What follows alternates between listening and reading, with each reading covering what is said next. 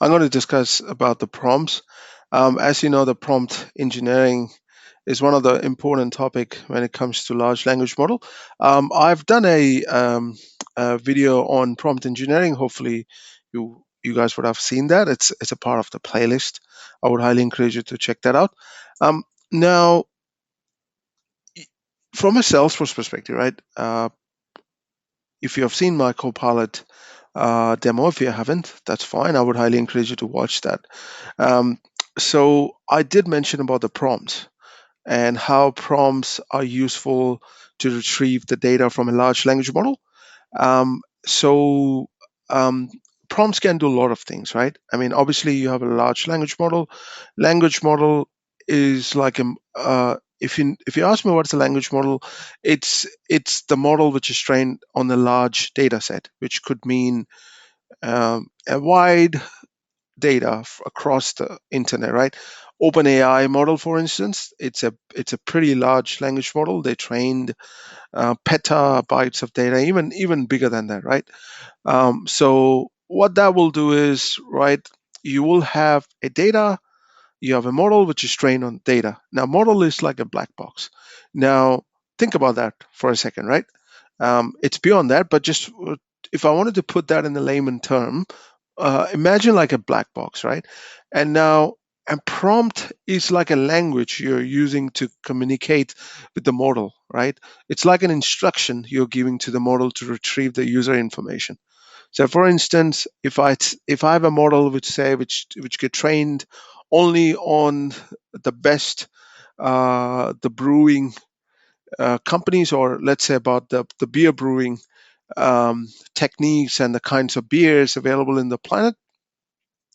So you can use instruction to say, give me the best tasting stout beer, and what all ingredients you're going to use to make a stout beer, right? What all ingredients you're going to use to make a porter beer, kind of hops you need for a pilsner. And you can also ask the questions like, what's the original pilsner? What's the reference of Pilsen, the town in Czech Republic? Or you can also say lager. Why people, let's say South Asian people, drinks Lord Lager? Why people from England love more ale and stouts and porter? Why Eastern Europeans are not fan of stouts and I'm just giving. I'm not saying it's a factual. Based on what I've observed, right? Because I've traveled a lot to different parts of the world. Why, let's say, New Zealand, in winter, stouts are quite popular.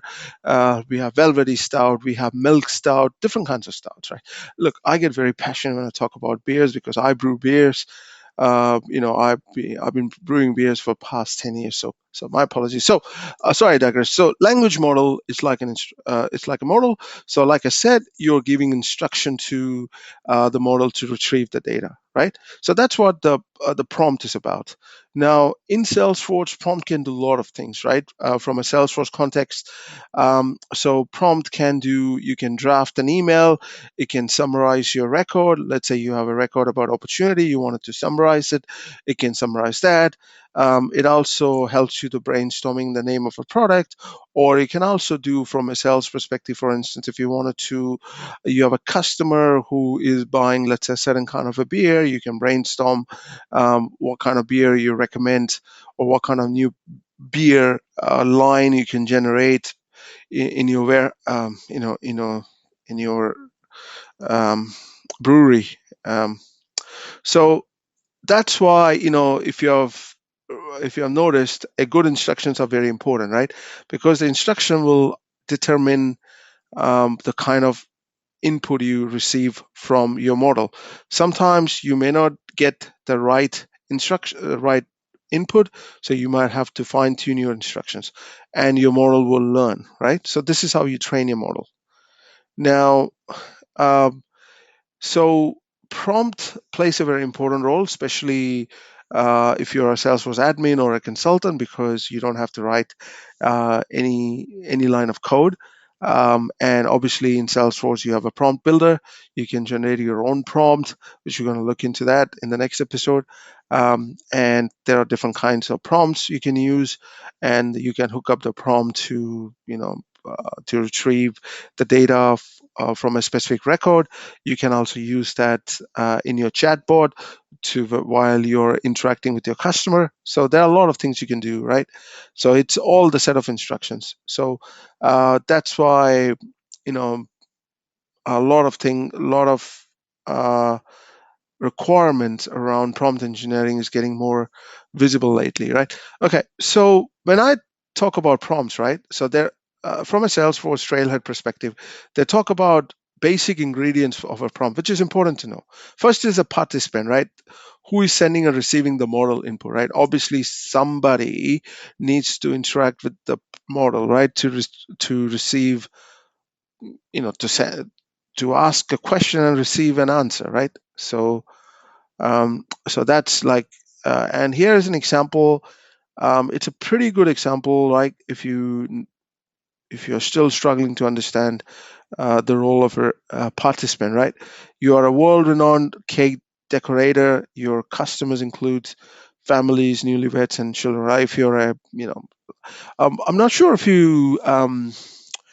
um, if you remember the cake show, right? There's this guy, as Italian guy, is Italian American. It's a cake. It's a buddy. It's a cake boss. There was an episode. I used to watch it, right? Because the reason why I used to watch, he he makes cakes of different kinds, like a shape of a statue, sometimes a stage of a castle, sometimes in a form of a model, sometimes in the form of a car. So it's very interesting. It's very artistic at the same time, right? So you can call them as a participant, right? So uh, and and your participants, like, yeah, something like that. Then you have settings, the give model, the contextual information. That's what the settings is about. Then you have a goal, what you try to achieve, because obviously you're asking a question to your model. So obviously you're with a certain goal in your mind. So obviously you want certain output, right? So that's the goal you're trying to achieve. And the relationship, describe the relationship between the participant involved, right? Also mention how the model output relates to the participant. So pretty straightforward explanation, I presume. And then you have a data, right? So you're giving a model the data to work with, obviously, right? So these are the things I do know that they made it quite fancy, the prompt engineering, but it's in simple terms, it's an instruction set, right? You're giving to your model. But from a Salesforce certification perspective, they might ask, explain the settings and kind of stuff, right? So it's good to know, right? And instructions, as I said, it's a set of an instruction you pass on to the model to get the retrieve to get the right um, output. So there are a few things you need to understand, right? Model can hallucinate. It can give a false input, a false response. So you need to work on that as well. And also, you can also tell what language to generate. Do you want it in English, or do you want it in Hebrew, or do you want it in Chinese, or do you want it in Chinese Mandarin? Sorry, and there are Cantonese as well, right? And or do you want that in, let's say, Afrikaans or whatever, right? Um, and or do you want in Gujarati or Punjabi, right? Different language.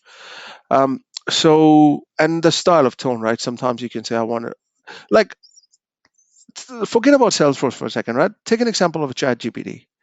You ask a, so in chat GPT, you have instruction set, right? So you have a place where you type in the instructions. So generate me an article explaining climate change. And you can also say, please explain to me in a simple English. I want more professional tone. I want the tone more. You can set all kind of things, right? Set your context. So that's where the style and tone comes in, right?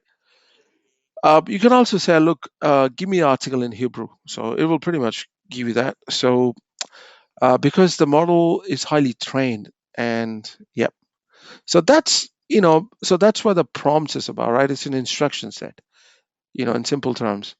The takeaway from this episode, all I would say, right? Remember, prompts are instruction set which you give to your well-trained model to retrieve the desired response, right? That's pretty much it is, right? And that's the whole philosophy behind prompt engineering.